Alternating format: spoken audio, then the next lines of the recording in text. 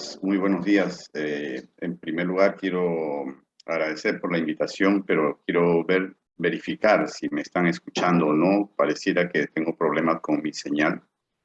Sí, Quiero escucha, saber doctor. si se está Correcto. captando bien. Sí se puede escuchar, Ok, correcto, doctor. Fuerte y claro. ok, muy amable, muchas gracias. Entonces, ¿iniciamos?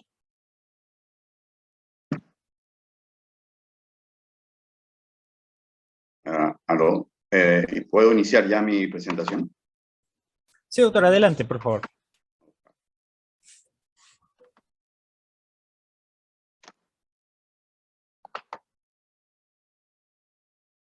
¿Me confirman, por favor, si se ve la presentación a pantalla completa?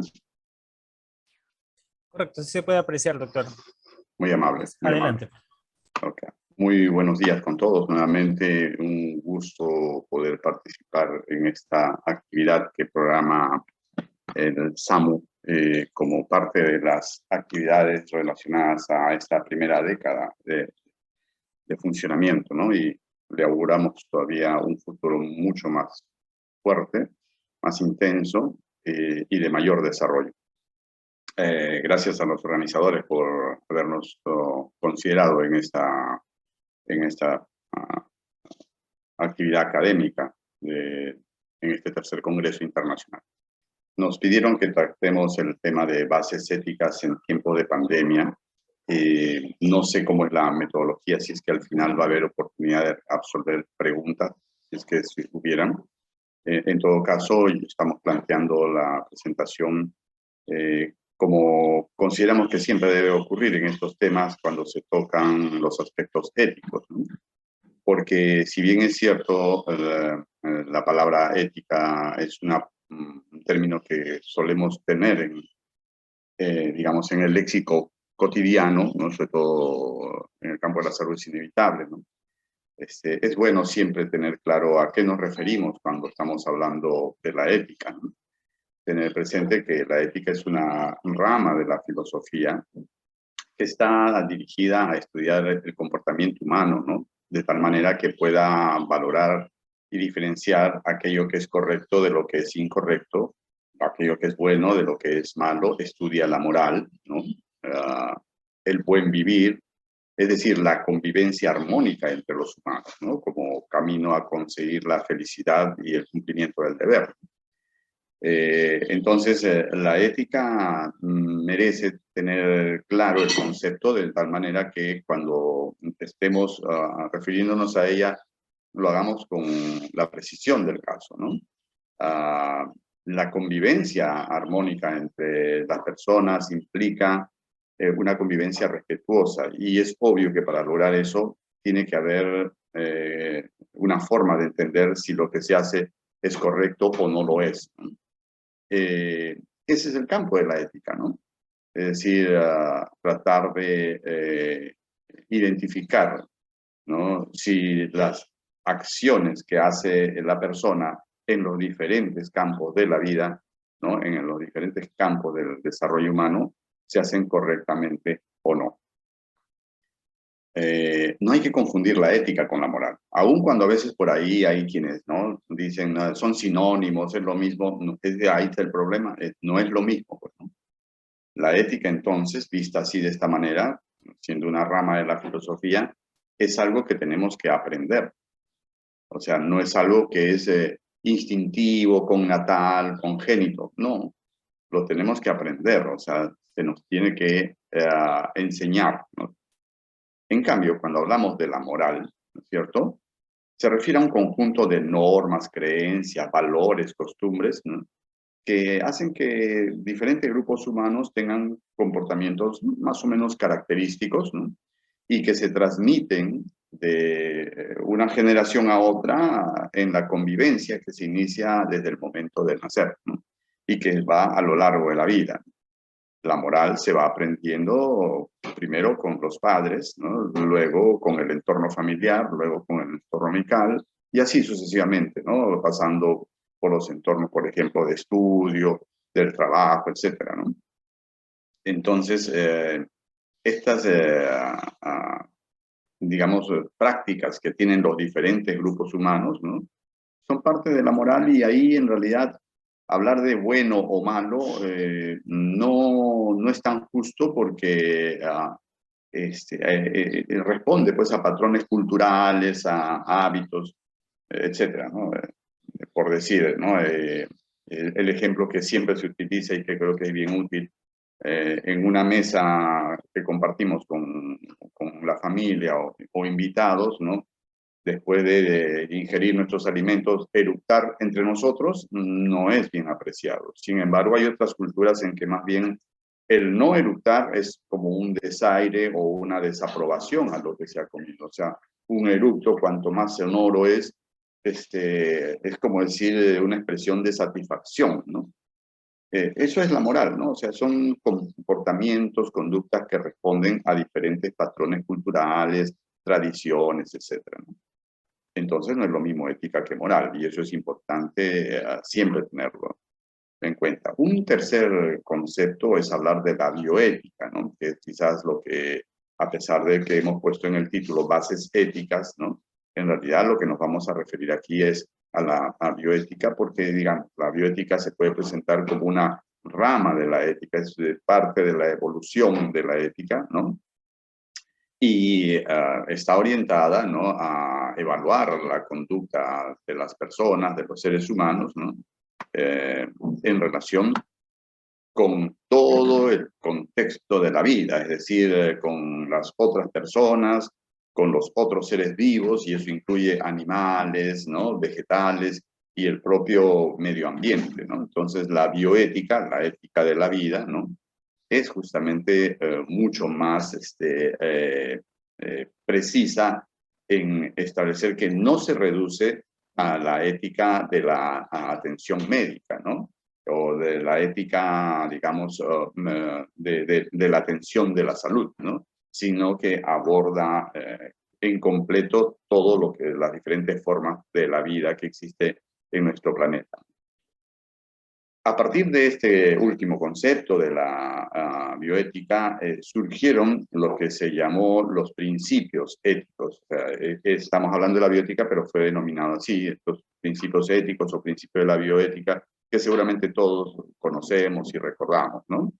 Y los voy a mencionar porque es, digamos, un eje, ¿no? Para entender este tema, ¿no? La autonomía, que está referida, ¿no? A esa capacidad de cada quien para decidir aquello que considera que necesita, que le es conveniente o que le es, digamos, le pertenece porque se trata de su persona, ¿no? La autonomía, ¿no? Todas las personas tienen derecho a ejercer esa autonomía, ¿no? El segundo principio es el de beneficencia, ¿no? Es decir, que todos los actos que hacemos, ¿no? Deben generar un beneficio, ¿no? Es decir, deben tener algún resultado positivo, ¿no? Ahí donde estamos actuando, con mayor razón si se trata de la vida, ¿no? De la vida y la salud. Por supuesto que en una lógica como esa es esperable que lo que hagan las otras personas cuando corresponda nos beneficie, ¿no? O sea, es el mismo principio de beneficencia, ¿no? Si todos actuaran aplicándolo, ¿no? Hay un tercer principio, el de no maleficencia, que es decir, está bien, yo puedo tener la autonomía para decidir, ¿no? Hago algo para generar un beneficio, ¿no?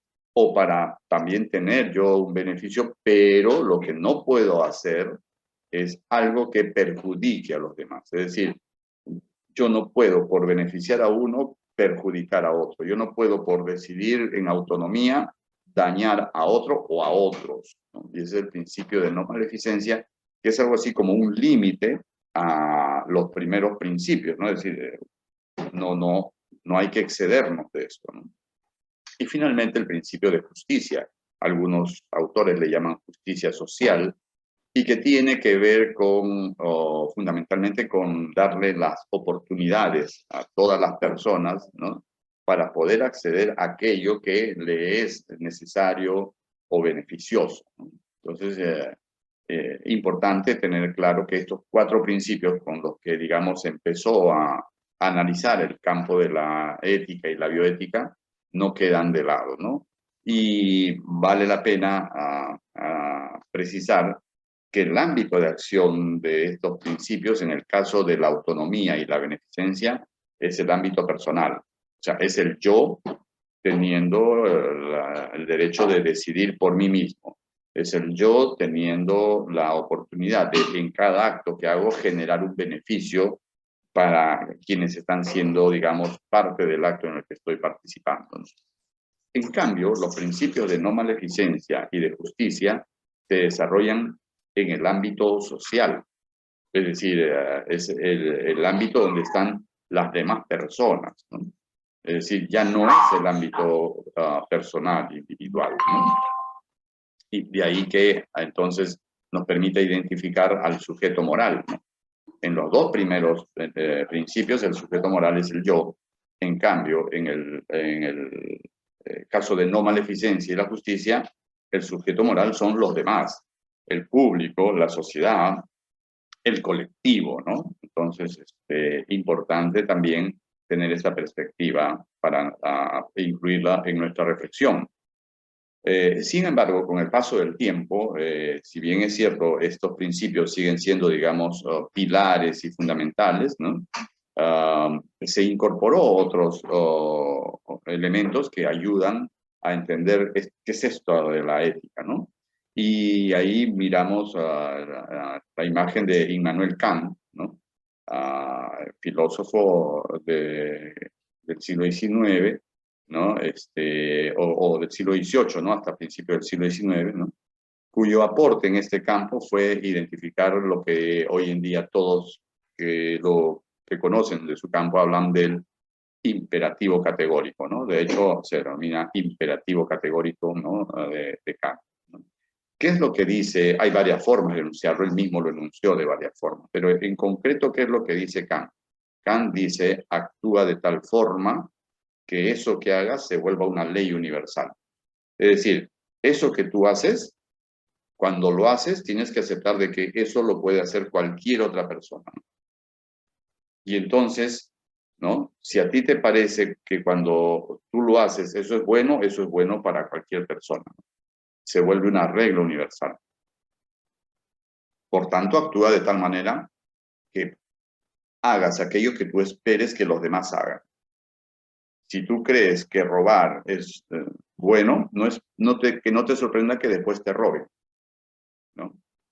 Si no respetar al otro te parece bueno, no te sorprenda que después no te respeten, ¿no? Porque eso que hiciste es una regla universal, ¿no? Y eso es en realidad una piedra angular para entender el tema de la ética, ¿no? Entonces, los 4 principios, más el imperativo categórico de Kant, ¿no? Nos van dando un panorama muy interesante. Sin embargo, luego en el 2005, la UNESCO aprobó la Declaración Universal sobre Bioética y Derechos Humanos, ¿no? En la 33ª sesión de la Conferencia General que se realizó en el 2005, ¿no? Importante mencionarlo, ¿por qué? Porque ahí, entonces, la perspectiva se hizo todavía mucho más rica, más precisa, ¿no? Y se aprobaron ahí 15 principios, ¿no? En esa Declaración Universal, ¿no? Sobre los derechos humanos y la bioética, ¿no? Lo primero, la dignidad humana y los derechos humanos, ¿no? O sea, no hay forma de hablar de dignidad humana si no se respetan los derechos de las personas, ¿no? Los beneficios y efectos nocivos, que tiene que ver con el principio de beneficencia, ¿okay? La autonomía y responsabilidad individual. Entonces, sí, efectivamente, hay un principio que habla de la autonomía, pero eso nos debe llevar inmediatamente, ¿no? A hacernos responsables de nuestras decisiones, de nuestros actos. El consentimiento, ¿no? Es decir, nosotros no tenemos por qué subrogarle al otro el hecho de que tenga que dar autorización sobre aquello que se va a hacer con su persona, ¿no? También aborda el tema de las personas carentes de la capacidad de dar su consentimiento, ¿no? Porque, bueno, en la vida es así, a veces hay circunstancias en que la persona, sujeto moral, no puede dar por sí mismo su consentimiento, ¿no? El respeto de la vulnerabilidad humana, ¿no? Y la integridad personal. Si estamos hablando de la dignidad y de derechos humanos, evidentemente tenemos que identificar que hay grupos poblacionales que son vulnerables o más vulnerables, ¿no? Y no puede quedarse de lado, ¿no? El tema de la igualdad, la justicia y la equidad, ¿no? Conceptos que, siendo muy emparentados, no son exactamente lo mismo, ¿no? La no discriminación y no estigmatización, esto que todo el mundo declara, todo el mundo dice, pero que a veces no siempre está presente en los actos que desarrollan o desarrollamos, ¿no? Respeto de la diversidad cultural y del pluralismo, ¿no? O sea, cualquiera sea, ¿no?, la cultura, ¿no?, la característica personal, es una persona, por tanto tenemos que respetarla porque es una persona. La solidaridad y la cooperación como un principio de la bioética, la responsabilidad social y salud, que tiene que ver con el acceso a la salud, que tiene que ver con el acceso a los alimentos, el acceso a vivienda digna, etcétera, ¿no? El aprovechamiento compartido de los beneficios, es decir, cuando se generan escenarios en que algo es beneficioso, esto tiene que compartirse con los que están en ese entorno, ¿no? Y la protección de las generaciones futuras. Un aporte de esta Declaración Universal es que no mira solamente el presente, sino que mira el futuro, ¿no? Pero además mira la protección del medio ambiente, la biosfera y la biodiversidad. Por eso es que podemos decir que la bioética incluye todos los seres humanos del presente, que están hoy en día aquí en el planeta, ¿no? A los seres humanos del futuro, ¿no? Y a todos los organismos vivos y el medio ambiente. Entonces, miren, estos minutos los hemos usado para fijar algunos conceptos que nos van a ayudar a entender lo que queremos plantear después, ¿no? Ética y dignidad de las personas. Ética y dignidad de las personas, ¿no? Cada individuo, independiente de su condición social, cultural, económica, tiene derechos inalienables y dignidad. ¿Okay? Todos. Por tanto, ¿no?, estos derechos tienen que ser garantizados en todo momento y en todo lugar. O sea, eso es lo que es la dignidad. La dignidad humana es la causa de que se reconozcan los derechos en sí. Es su justificación misma, ¿no? O sea, la dignidad no es otra cosa que la persona que tiene derechos, o sea, la persona tiene derechos por ser persona, y esos derechos tienen que ser respetados en todo momento, en toda circunstancia, ¿no? Por eso es que la dignidad de la persona es la condición de respeto y valoración de una persona por el solo hecho de ser persona, ¿no? Sin que dependa ninguna razón de por medio, por ejemplo, etnia, nivel social, nivel económico, nivel intelectual, ¿no? O sea, la dignidad es el respeto, ¿no?, a los derechos de la persona. Pero esa dignidad empieza también o incluye también al respeto que la persona tiene que tener por sí misma, ¿no? Entonces, ¿la ética qué implica? La ética implica, creo que esta es la forma más sencilla de expresarlo, ¿no?, mirar al otro, tratar al otro como un igual, ¿no? Es mirar al otro, es tratar al otro, ¿no?, como a nosotros mismos, ¿no? De tal manera que podamos respetar los derechos del otro, ¿no? Si no se trata a la otra persona de esta forma, ¿no?, entonces lo que estamos haciendo es mirarlo como un ser inferior. Y en ese momento, cuando yo no veo al otro humano, a la otra persona, como un ser igual a mí, entonces se acabó la ética, ¿no? Ahí ya no hay ética. O sea, la ética, digamos, en concreto, no es otra cosa que mirar al otro como un igual, ¿no? Y esa ética no es de determinado momento, ¿no? Porque a veces uno escucha, ¿no?, hablar de la ética cuando, por ejemplo, hay un tema de una denuncia, ¿no?, o un acto ilícito, qué sé yo, ¿no? No. La ética no es de momentos o de circunstancias o de protocolos, ¿no? No. La ética es, o debería ser, permanente, ¿no? O sea, debe estar en lo cotidiano. Miren, cuando una persona se pasa una luz roja o cuando una persona obstruye un paso vehicular o cuando una persona no deja pasar una ambulancia, como por ejemplo les debe haber pasado tantas veces a los amigos del SAMU, quien está haciendo eso, en ese momento está demostrando que no actúa con la ética.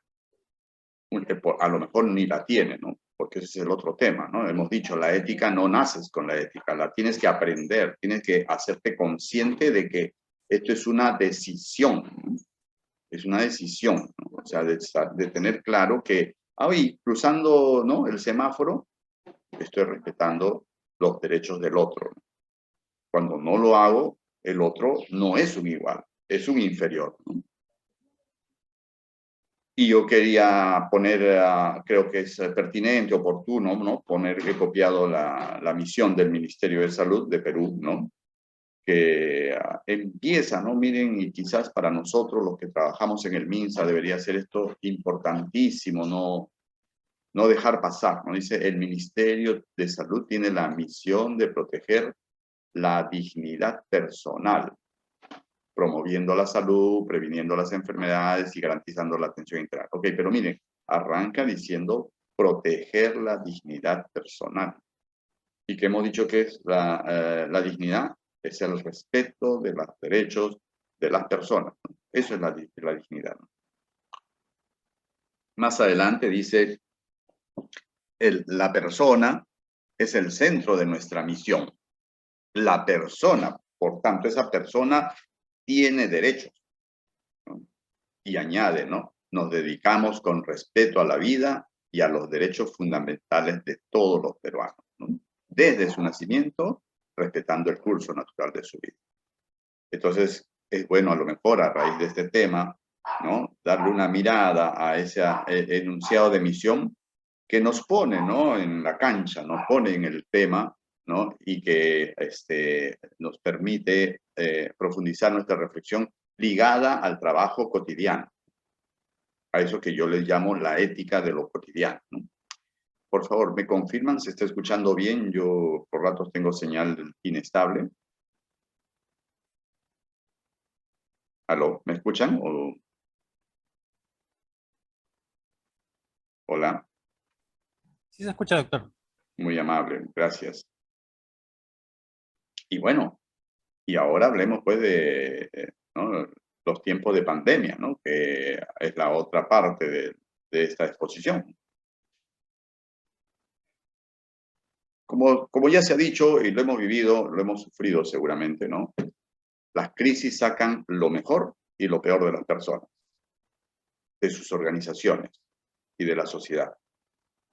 Creo que en el mundo, no es solamente acá en Perú, ¿no?, en el mundo tenemos ejemplos de eso, ¿no?, entre los últimos 2 años, ¿no?, que son evidentes, ¿no? Nos podemos llenar de ejemplos, ¿no?, de gente que en este momento de crisis ha sacado lo mejor de sí, ¿no? Y hay otros que al contrario, ¿no?, han sacado, ¿no?, lo más bajo de lo que tenían dentro de sí, ¿no? La pandemia es una experiencia nueva, ¿no? No había nadie que haya vivido la experiencia de la gripe española, ¿no?, y que nos pudiera dar testimonio, ¿no?, así presencial de qué pasó, cómo se actuó, etcétera. Todo lo que tenemos es de la historia, de los textos, ¿no? Y por eso es que creo que a veces algunos se exceden cuando, ¿no?, son generales después de la batalla, ¿no? O sea, hay que ubicarse en una situación pandémica en un primer momento donde, para decirlo en términos prácticos, a lo mejor no se sabía qué hacer, porque no sabías la dimensión ni las características del enemigo, ¿no? En esas circunstancias, ¿hay una ética diferente en pandemia? ¿Hay una ética de pandemia? La respuesta es no. No hay una ética de pandemia. No es porque falte inventarla, no, porque en época de crisis o en época, digamos, de normalidad, las personas siguen siendo personas y por tanto sus derechos siguen estando ahí vigentes, ¿no? Entonces no podemos hablar de una ética de pandemia. Hay una mano levantada. Si es una pregunta, ¿podríamos dejarlo al final, señor Guerra?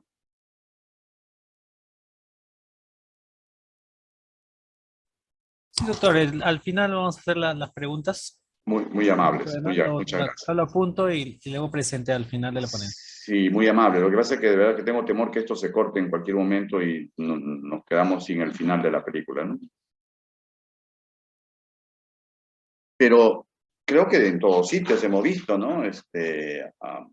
Muchas veces se habla, pero es que no hay recursos. Ojo, que no tengamos recursos, no tenemos recursos desde antes de la pandemia acá en Perú, ¿no? La pandemia nos llevó así, nos puso contra la pared, ¿no? Demostró pues la fragilidad de nuestro sistema de salud, ¿no? Pero la escasez de recursos justifica que se tomen decisiones que condenan a la muerte a una persona. La respuesta es no. Porque una cosa es la escasez de recursos y otra cosa son los derechos de la persona. Es como decir, ¿no? En el mundo hay poblaciones que pasan hambre, ¿no? Que esas poblaciones no coman o mal coman, ¿no es cierto? ¿Eso es ético? No, no lo es, pues. No lo es. Que de pronto tienen que, como decir, asumir y vivir en esas condiciones porque no hay recursos, porque no hay la solidaridad suficiente, pero no significa de que eso sea ético. No lo es. ¿Ok? Entonces, pensemos que cuando no hay recursos, ¿no? Decidir contra los derechos de la persona, eso es lo ético porque estamos en un momento de crisis, ¿no?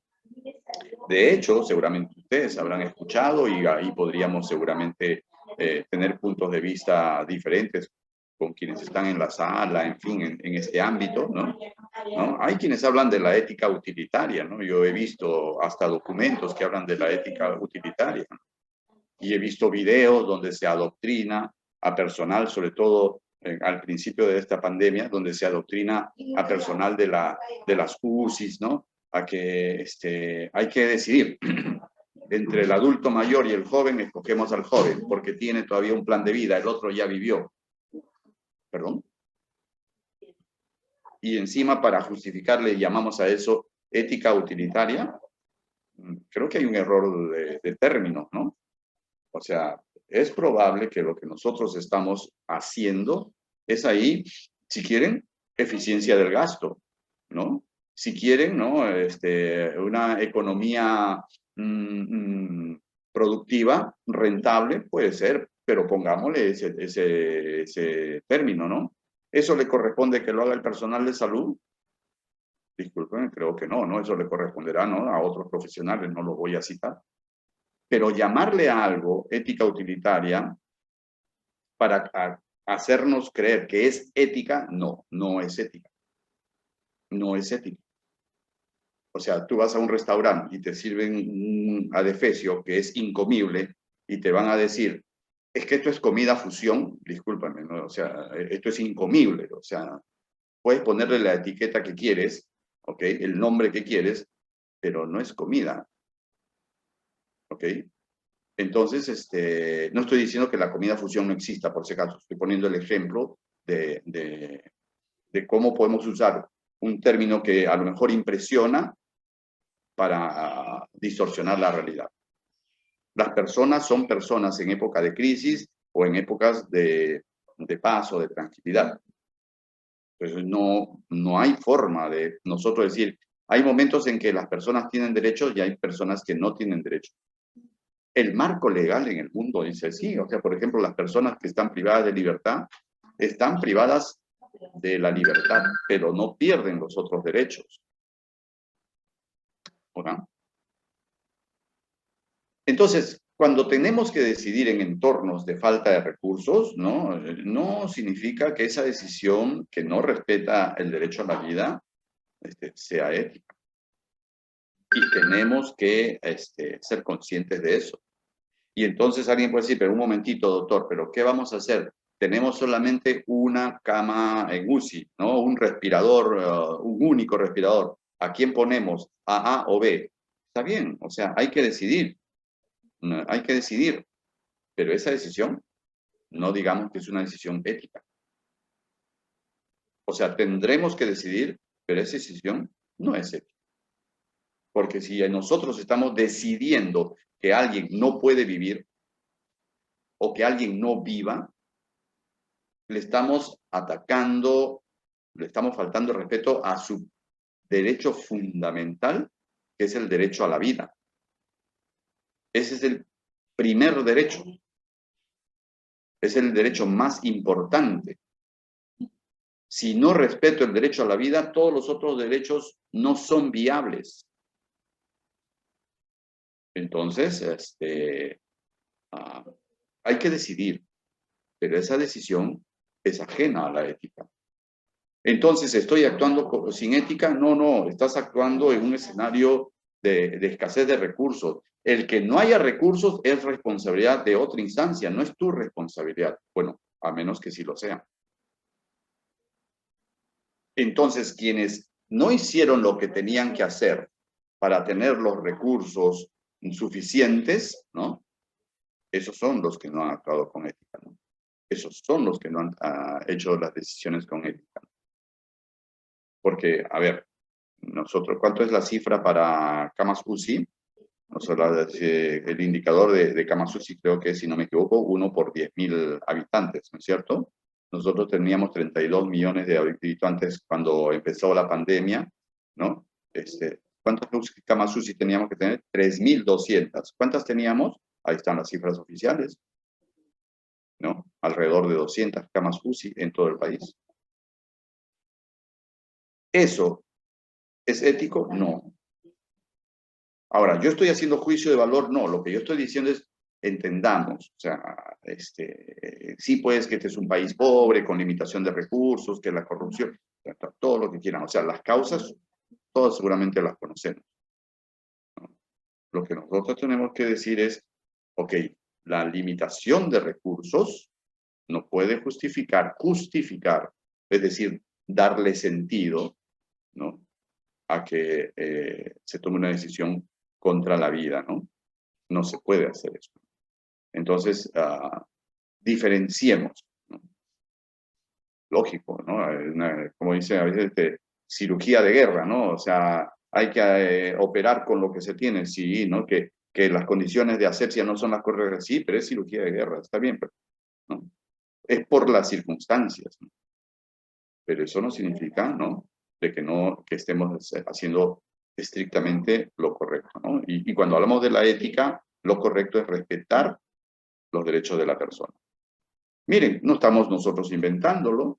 Ahí está, las Naciones Unidas, la Comisión de Derechos Humanos, publicó a raíz de la pandemia, ¿no?, las directrices esenciales para incorporar la perspectiva de derechos humanos en la atención a la pandemia por COVID.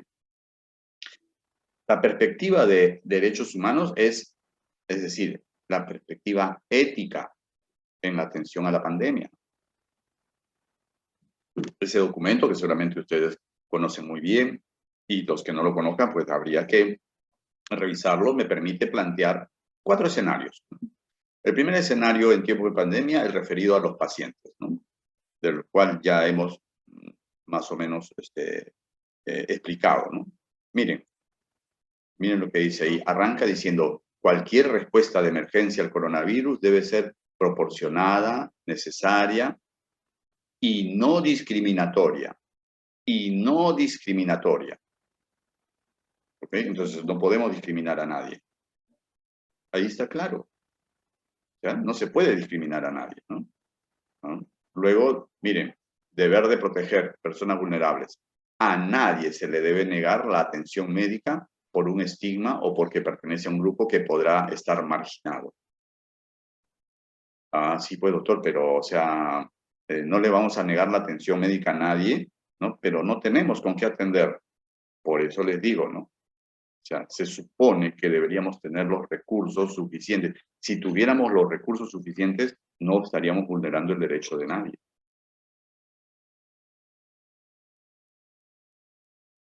personas mayores, dice, las decisiones sobre la asignación de recursos médicos escasos, como los ventiladores en las unidades de cuidados intensivos, no deben ser tomadas únicamente en función de la edad. Ya, más claro, ni el agua, ¿no? O sea, el argumento de que la persona es mayor y por eso la postergo, por eso la excluyo, por eso la condeno, no es argumento. No es argumento. Es cierto, hemos visto, además, diré yo, en un caso muy cercano, ¿no? Un familiar, digamos, mayor que yo, necesitaba una UCI, ¿no? Una cama UCI con ventilador, como ya ustedes conocen, y es muy difícil, y cuando aparece la cama UCI, o sea, se desocupa una cama UCI, esto es real, me dicen, ¿sabe qué? Hay una mujer embarazada, ¿no? Obvio, pues, obvio que hay que decidir. Obvio que hay que decidir darle la oportunidad a la mujer embarazada, ¿no? Pero dejarlo al otro paciente fuera no es ético. Y no nos confundamos, ¿no? Pero no es ético porque no se tienen los recursos suficientes. Un segundo escenario, el personal asistencial. Es importante ahí también tenerlo en cuenta. Miren, el documento dice ahí, ¿no? Héroes y heroínas, ¿no? Se necesita con urgencia fondos públicos y privados para garantizar el equipo de protección y otros suministros médicos.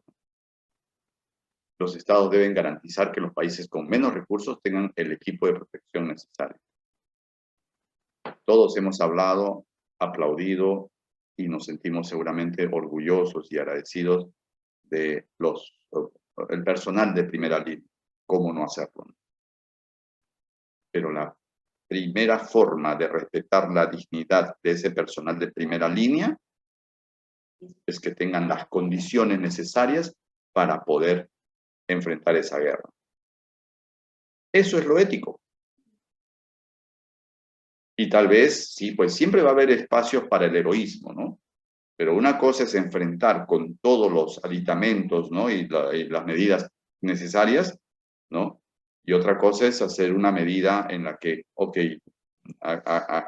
se pone en juego la vida propia del personal para poder enfrentar algo.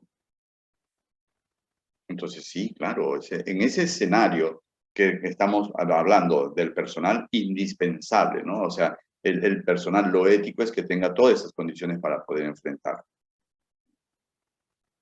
Pero también hemos vivido momentos en que no había, los recursos necesarios. ¿Qué es lo correcto?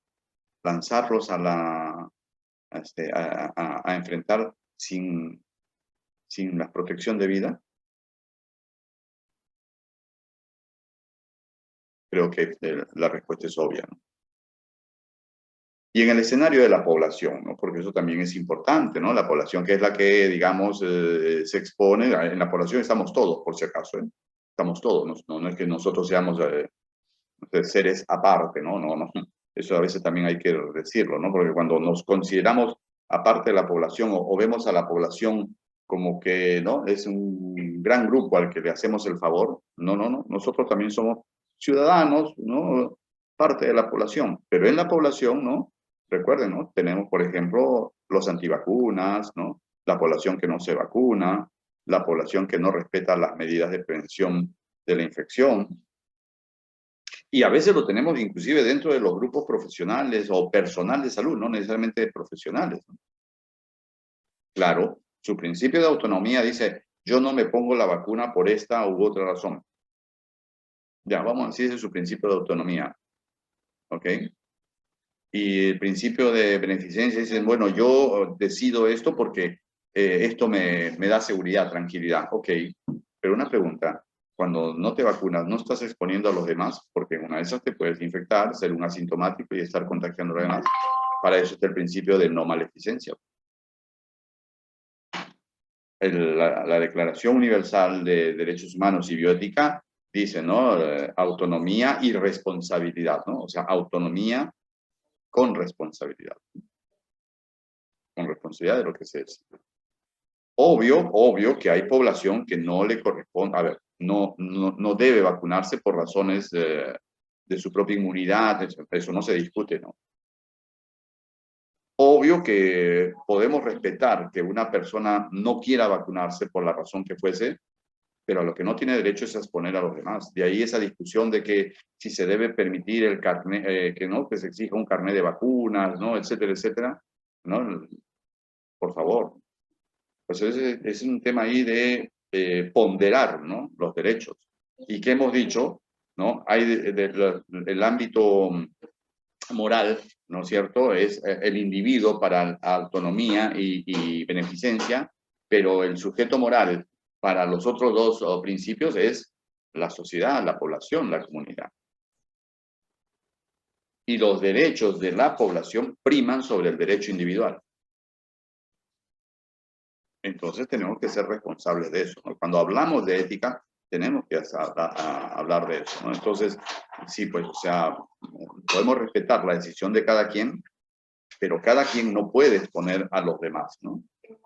Entonces, digamos, ok, no quieren vacunarse, pues deberá quedarse confinado en su casa, pues no salir, ¿no? A lo mejor para no exponer a su propia familia, ¿no? Y el cuarto escenario no los hemos dejado afuera, ¿no? Los decisores. Decisores en todo nivel, ¿eh? O sea, los decisores en todo nivel, por si acaso. ¿Acá? Pues miren el documento de Naciones Unidas que dice bien claro, ¿no? Dice, los estados partes tienen la obligación de dedicar el máximo de recursos del que dispongan a la plena realización de todos los derechos económicos, sociales y culturales, incluido el derecho a la salud. Incluido el derecho a la salud. Entonces lo ético es que los estados hagan eso. En el mundo nosotros podemos ver países que todavía su cobertura de vacuna es bajísima, así estuvimos en algún momento, ¿no? Bajísima. ¿Por qué están? Porque son los más pobres. Y tenemos países donde más bien la gente ya no quiere vacunarse y ya no saben qué hacer con esas vacunas, porque evidentemente también en algún momento esas vacunas van a vencer, ¿no? ¿Eso es ético? Entonces, ¿dónde queda eso que hemos dicho de que mirar al otro como un igual?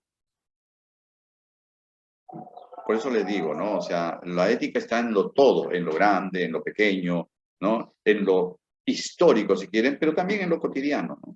En cada cosa, ¿no? Ahí está presente o está ausente la ética, ¿no? Pero ahí hay un espacio que le corresponde y que no deberíamos dejar de lado, ¿no? Ya para concluir, no me estoy excediendo del tiempo, ¿verdad? Ok, estamos en el tiempo.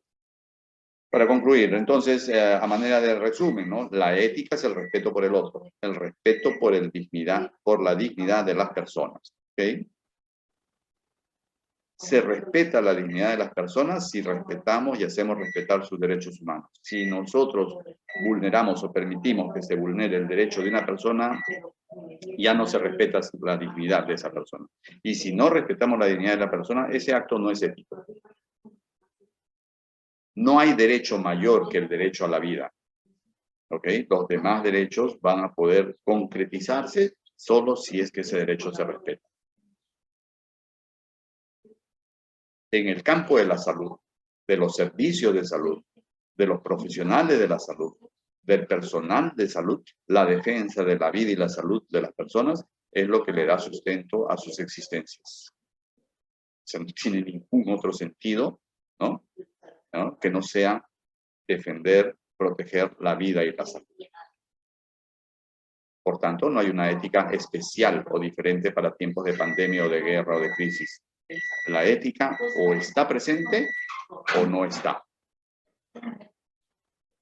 A raíz de un evento que tuvimos acá, algunos hablaban, decían, no, esta es una falta ética, ¿no? A mí lo que en realidad me preocupaba ¿es una falta ética o la ética falta?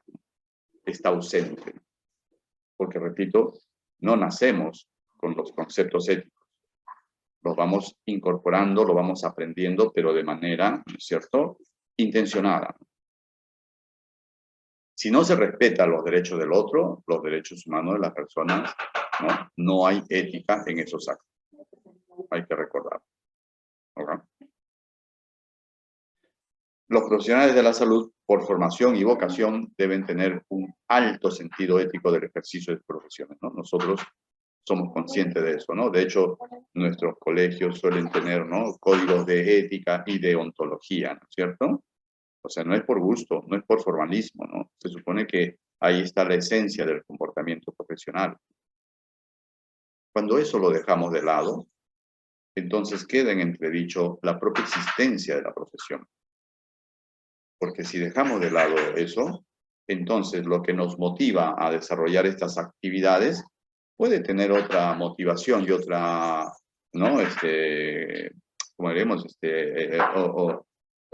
otro interés que no responde a lo que se supone fue el origen de estas profesiones de la salud. Hasta ahí mi intervención. No sé si podemos darle pase al colega que estaba levantando la mano, ¿no? Sí, a ver. El señor Guerra.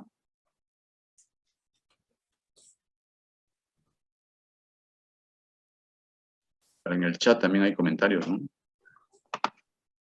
A ver, le he permitido activar su audio al señor Guerra. Sin embargo, también podemos manifestarle las preguntas. Sí, sí, claro, como sea más Tenemos, factible. tenemos la pregunta de Luis La Cruz. Si nos pregunta, ¿en algún lugar del mundo la falta de ética tiene pena privativa de libertad? Y las preguntas que van y otra pregunta que nos hace, las preguntas que van a un centro hospitalario a solicitar atención médica según los conceptos pierden toda dignidad y la falta de respeto hacia ellos. ¿Alguna institución o persona vela por ellos? A ver, la primera, no ubico en la deficiencia mía, ¿ok? No ubico algún marco legal acá en el Perú, en el extranjero, pero repito, o sea, es hasta donde yo conozco, que diga, ¿no? Cuando hay una falta de ética hay la privación de la libertad. Pero lo que sí hay es cuando hay derechos de la persona, ¿no?, que pueden ser sancionados con privación de la libertad, ¿no? Por ejemplo, ¿no?, ustedes han escuchado hablar de homicidio culposo, ¿no?, homicidio en primer grado, etcétera, etcétera, ¿no?, el ser autor intelectual o autor material, etcétera, ¿no? Entonces, estoy poniendo el caso más extremo de cuando se interrumpe la vida, ¿no? Entonces, por supuesto que sí, hay, cuando se vulneran derechos de las personas, algunos de esos derechos son, o sea, la vulneración de algunos de esos derechos son sancionados con privación de la libertad, ¿no? Por tanto, ese acto no debemos verlo como algo aislado, ¿no? Miren ustedes, antes de ayer han asesinado a una cambista, ¿no? O sea, miren los personajes ahí, ¿no? Y yo lo que quisiera ver si es que en todo eso encontramos un solo acto que tenga que ver con la ética. No hay. Lo volteemos, lo levantemos, nada. O sea, es realmente una concertación de delitos que tú dices, ¿cómo puede ocurrir esto? Ocurre pues, cuando nosotros consideramos que el otro tiene algo que yo quiero y puedo quitarle la vida para apropiarme de eso que tiene. Fatal. La segunda parte de la pregunta me puede arreglar, me pareció interesante, pero ahorita no lo Aquellas recuerdo. personas que van a un centro hospitalario a solicitar atención ¿Quién médica, protege eso, no? ¿quién No, protege? ¿Qué institución vela por ellos? claro. Esa es una pregunta muy interesante. A ver, vamos a hablar en el mundo formal, ¿no? Y en el mundo, real, ¿no? A ver, para eso existe su salud, para eso existe la Defensoría del Pueblo, para eso existe el Ministerio Público, ¿no es cierto? O sea, sí hay aparatos dentro del Estado para poder responder a eso, ¿no? ¿Ok? Solamente que a veces pues toman sus tiempos, ¿no? Y por supuesto también hay otros mecanismos, por eso decía, ¿no? Vamos a ir al mundo formal y al otro, al mundo práctico, si queremos, ¿no? Lo hemos visto, ¿no? Llaman a una radio muy conocida aquí en el Perú y el problema se resuelve en cuestión de horas, ¿no? O sea, acudir a los medios de comunicación se vuelve una especie de, como podemos decir, un recurso para poder ejercer los derechos, ¿no? No me quieren atender, no me quieren dar cama, no me quieren, etcétera, lo hemos visto. cotidianamente, ¿no? Y sale, ¿no? Entonces, la pregunta es, ¿de verdad necesitamos eso? Cuando alguien necesita eso, es señal de que no estamos respetando sus derechos. Hace varios años, podrían ser ya 10, yo recuerdo mucho el caso, se operó en el 2 de mayo, una mujercita que venía de la selva con una tumoración en la cara, que me acuerdo que inclusive le pusieron, puede ser prótesis, no sé cómo se llama, o sea, porque el tumor en el hueso le deformaba la cara. Esa mujer vivía en una comunidad en la selva, ¿no es cierto? El tumor, cuando salió, era una cosa así realmente ¿no? Muy amplia, ¿no? Muy grande, ¿no? Eso no puede haber crecido de la noche a la mañana, eso tiene que haber pasado meses o más para que eso crezca. En todo ese lapso, no tuvo oportunidad de cruzarse con un establecimiento de salud, con personal de salud, en todo ese lapso, de verdad. No hubo otras autoridades que pudieran decirle, usted es un ciudadano y tiene derechos, y de pronto se topó, supongo, pues, con el corresponsal, ¿no? Sacó la noticia en horas. Las instituciones que tenían que intervenir, no se preocupe, la traemos, todos los gastos cubiertos. La mujercita operada, salió bien de la operación, ya después le he perdido el rastro. Entonces a mí me parece muy bien que le resuelvan el problema, ¿no? Pero me parecería mucho mejor que cualquier persona, cuando tenga una necesidad de salud, acuda al canal correspondiente para ser atendido, ¿no? Cuando eso ocurra, significa primero que tenemos los recursos suficientes y segundo que seguramente todos, los del nivel decisor, los del nivel operativo, la población, están actuando seguramente con ética, ¿no? Espero haber respondido la pregunta. ¿Alguna otra pregunta? Alejandro Limache nos indica, doctor Roble, es un temario universitario de los últimos años del cual me hace un recordatorio. ¿Qué opina de la pandemia de los años 1915-17 en referencia a España, que hoy se repite y tal vez nos falta investigación? Los países en vía de desarrollo no tomaron como referencia. Bueno, ahí siendo breve, ¿no? Es que también era un escenario diferente, ¿no? Digamos, los elementos para la investigación que se tenía en 1918, ¿no? 1920, eran obviamente muy inferiores a lo que tenemos hoy en día, ¿no? Tal vez ahora no lo valoremos, ¿no? Además por una serie de factores que son distorsionadores, ¿no? Pero haber fabricado no una, sino varias vacunas en cuestión de meses, ¿no? Es algo que no podía hacerse antes, ¿no? Y claro, habrá quienes digan, sí, pero hay intereses económicos. No, yo estoy refiriendo al tema tecnológico. Hay que recordar que en la época de la gripe española no hubo vacunas, empezando por ahí, ¿no?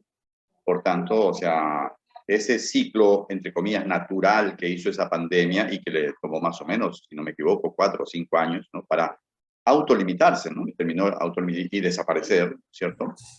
Nos gustaría que, ¿no? También fuera el camino del coronavirus. No estoy seguro que eso vaya a ser así, me encantaría, pero yo creo que son dos escenarios diferentes, ¿no? Y con un siglo de por medio, seguramente no hemos tenido la posibilidad de conseguir información de esa época, pero a lo mejor lo que se podía haber tenido de información de esa época también habría sido más reducido de lo que podríamos haber obtenido hoy en día, ¿no? Miren todo lo que hoy día se sabe del virus, ¿no? Me parece que es una cosa impresionante, ¿no? Y que ojalá la humanidad lo aprenda a utilizar para prevenir, ¿no? Futuras pandemias.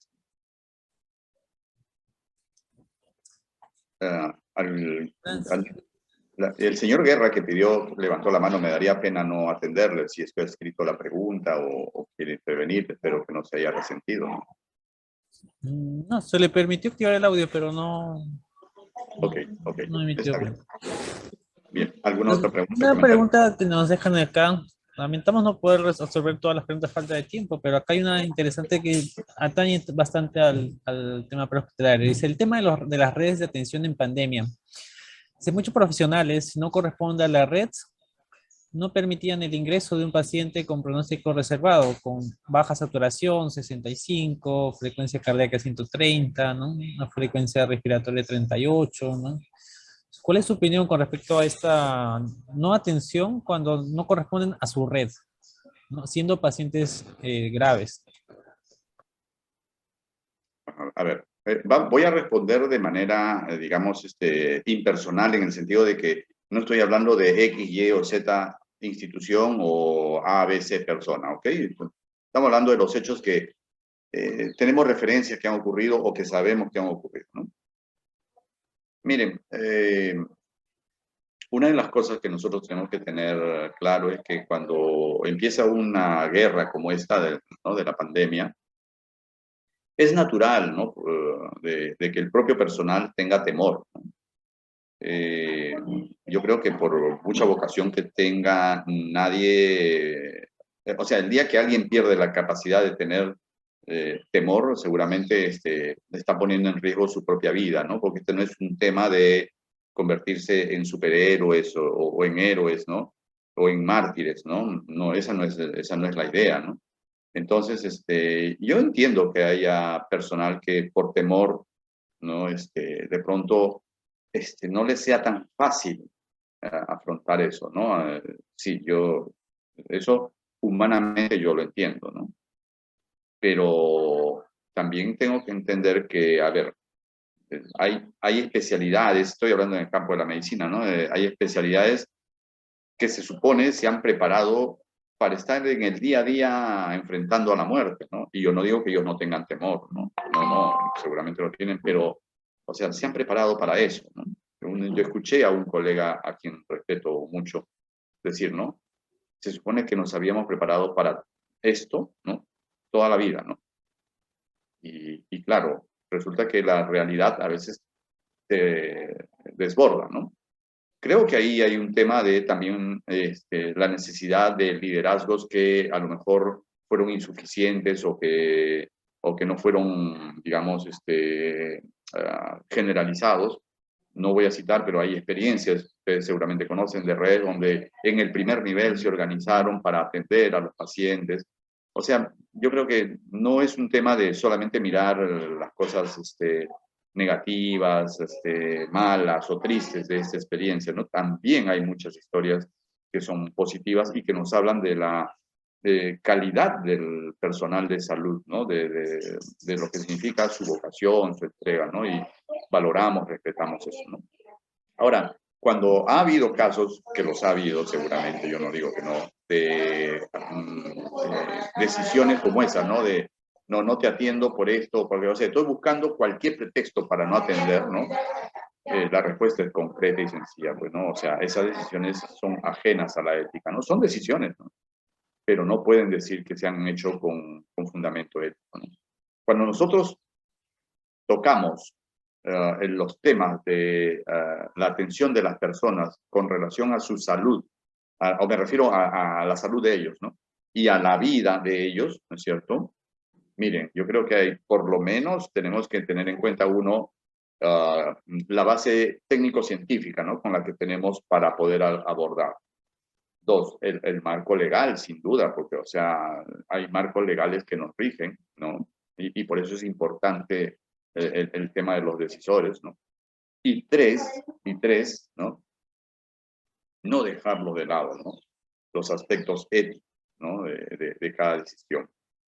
Anoche en otro espacio conversaba sobre esto y yo siento que el tema de la ética es un tema al que se comienza a valorar cuando los profesionales se van haciendo mayores, ¿no? Yo muy poco veo a los profesionales jóvenes preocupados, interesados por, digamos, sumergirse en el tema ético, ¿no? Seguramente eso responde a las debilidades que tenemos en la formación, tanto de pregrado y posgrado, ¿no? Es explicación, no es justificación eso, ¿no? ¿Ok? Pero creo que si las nuevas generaciones se involucrasen más, ¿no? En entender lo que es la ética y en practicarla, probablemente tendríamos mejores resultados, ¿no? Porque hay muchas cosas que pueden estar sucediendo que no corresponden a, pues, a la ética, ¿no? Y ojo, y no hablo de pandemia, yo, hace, no sé, un par de meses, que una mujer va a un hospital público por un tema en el ojo que tienen, no recuerdo bien, era pterygium o algo así, que había que operarle, ¿no? Asegurada, ¿no? Y cuando va a la farmacia, le dice, mira, lo único que tenemos son guantes estériles, ¿no? El resto tiene que comprarlo, ¿no? Pues lo primero que uno se pregunta ¿es asegurada? ¿No? Y lo segundo es, a esa organización, ¿no? A esa organización, ¿de verdad le interesa la salud de ese paciente? La respuesta va a ser no, en ambas preguntas. Y cuando la respuesta es no, entonces, mira, me podrán decir desde el punto de vista financiero, desde el punto de vista no sé qué, todo lo que quieran, pero desde el punto de vista ético, la ética está ausente, ¿no? Entonces nosotros deberíamos intentar valorar esto, ojalá que bueno, cuando me invitaron yo no dudé, porque, no sé, es mi granito de arena, ¿no? Para tratar de que estos temas no se pierdan. O sea, la atención de las personas respecto a la vida y la salud, o sea, no es tan completa si es que no tenemos ahí de por medio el tema ético. ¿Ok? Entonces, sí, pues la respuesta a la pregunta es, no, o sea, cuando se decide así, no es ético, ¿no? No es ético. O sea, y eso seguramente, lamentablemente, debe haber habido muchos ejemplos. Bien. Muchas gracias, doctor Robles. Bueno, como siempre, el tiempo es tirano. Lo repito varias veces. Hemos tratado de absorber la mayor cantidad de preguntas. Igual su ponencia es muy completa y muy interesante y muy importante el tema que, como bien indica, ¿no? Es para todas las generaciones de profesionales de la salud. Esto debe ser un tema que no debe ser olvidado y siempre mantener la importancia de este tipo de temas. Permítame nada más 5 segundos. Saludar nuevamente al SAMU. Creo que hacen un trabajo importante. Creo que están llamados a hacer un trabajo mucho más fuerte, pero obviamente no depende solamente de ustedes, ¿no? Y felicitarlos por estos 10 años y saludar a todos los amigos que han estado. Veo aquí, hay como 300, casi 50, ¿no? Participantes. Ojalá que esta presentación haya ayudado a cumplir con los objetivos que ellos tenían en este tercer Congreso Internacional que convoca el SAMU, ¿no? Felicitaciones y gracias a todos ustedes. Muy buenos días. Muchas gracias a usted por su excelente ponencia. Y desde acá también extendemos un fuerte abrazo de parte del SAMU y todos, no solo capacitación, sino toda la gestión de SAMU. Muchas gracias, doctor Robles. Muchas gracias. Buen día. Entonces, continuando con la programación, ya contamos con la presencia